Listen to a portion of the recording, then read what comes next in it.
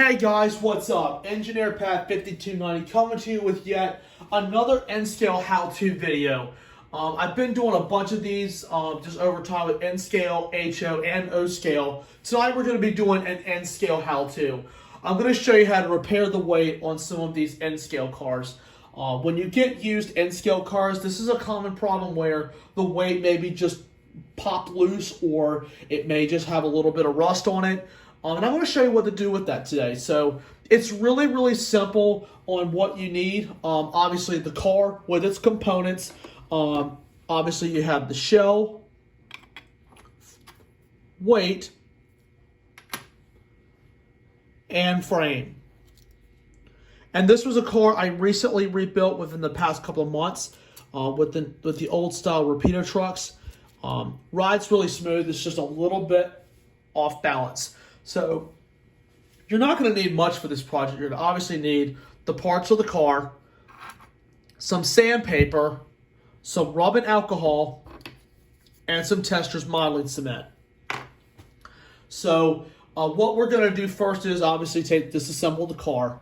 We're going to take the frame first. This is the simple part. As you can see, there's been some rust damage here. Not to worry. Alcohol is going to be your best friend.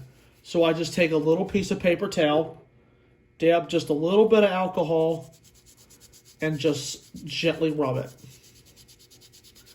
Now you may have to come back with this, with a little screwdriver or something to scrape it out. But the alcohol will actually eat up the rust and get it nice and wet. Then we just let it sit. And the alcohol obviously evaporates, so which is going to be great anyway. Now we have to look at the weight. The weight is rusted. It doesn't look too bad. I have definitely seen worse. You can do this two ways. You can sand it with sandpaper the traditional way and sand it that way, or you can let the alcohol do the job. Well, I'm going to do one side with just traditional sandpaper and the other side with maybe a little touch of alcohol and some sandpaper action to show you the difference. So what I will do is just clear the bench a little bit. This is 120 grit sandpaper. I have used 100 on the extreme cases, but this is not too bad. 120 is enough to do the job.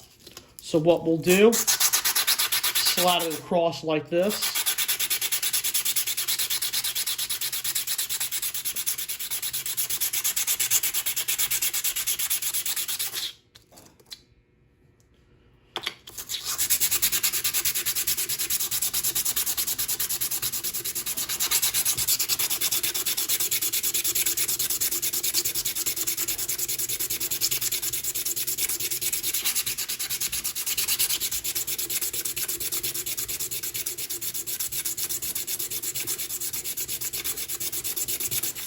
Okay, guys, as you saw at the end of the last part, you can definitely see a difference with the side we haven't done and then the bottom side.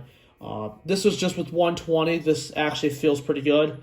With the more serious rust here on the top, we're going to let this sit in some rubbing alcohol for a little while.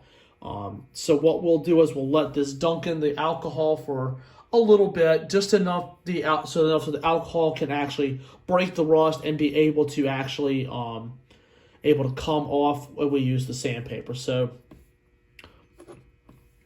you don't need much alcohol, so you just have to take a little bit. I got some in there, just put a little extra splash in it and just drop it in and let the alcohol do the work. And this trick works pretty well. Let the chemical do the work. And then, all right, guys. Now I've brought the 100 grit sandpaper out to get some of the more stubborn rust off of this side, because this was the side that was on the top, and this is where the most rust damage happened. So the 100 is a little bit rougher. Usually the lower the number,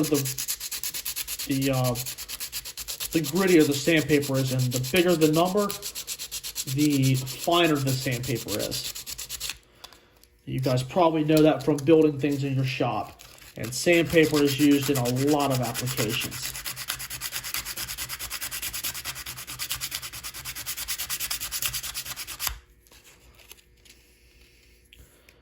More and more rust has come off of this, which is good.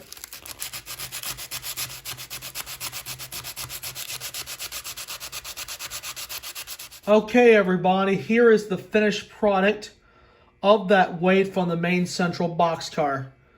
As you can see, it's a whole lot better than what it was previously. You can see it's almost brand new. All the rust is off of it, well, at least the majority of it.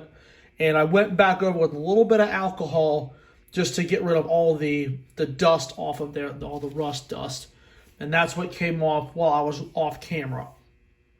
So, and that's how dirty the alcohol is. And you can see that's just all rust deposits. So if you ever have a weight like this, guys, it's recommended that you get it all off. So now it is time to reassemble this car. As you can see here, it looks like there's been a little bit of hot glue damage is what it looks like, or some heat was exposed to that plastic.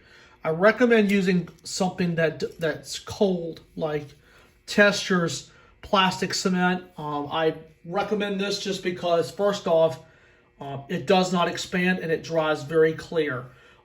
I have used this with metal on plastic and it works very well. So we take the frame of the car and we just put a generous dab of Tester's. Get that dried piece out. There we go.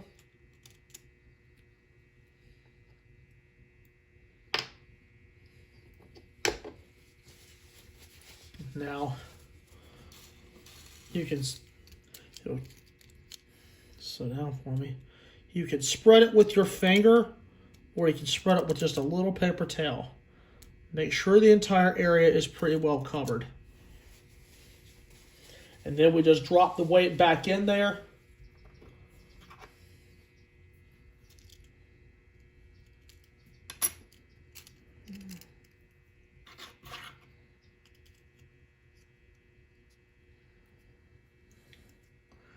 Apply just a little bit of pressure.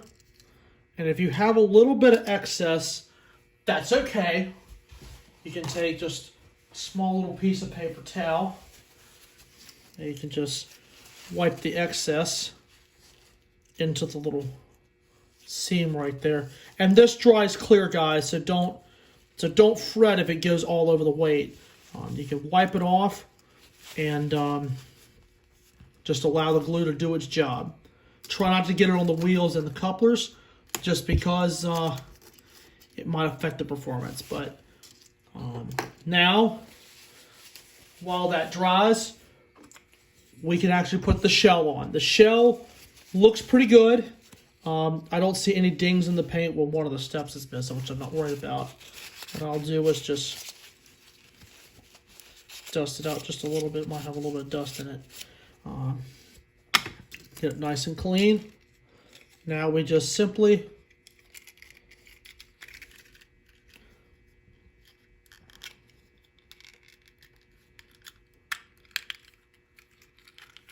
just put the frame back on the car.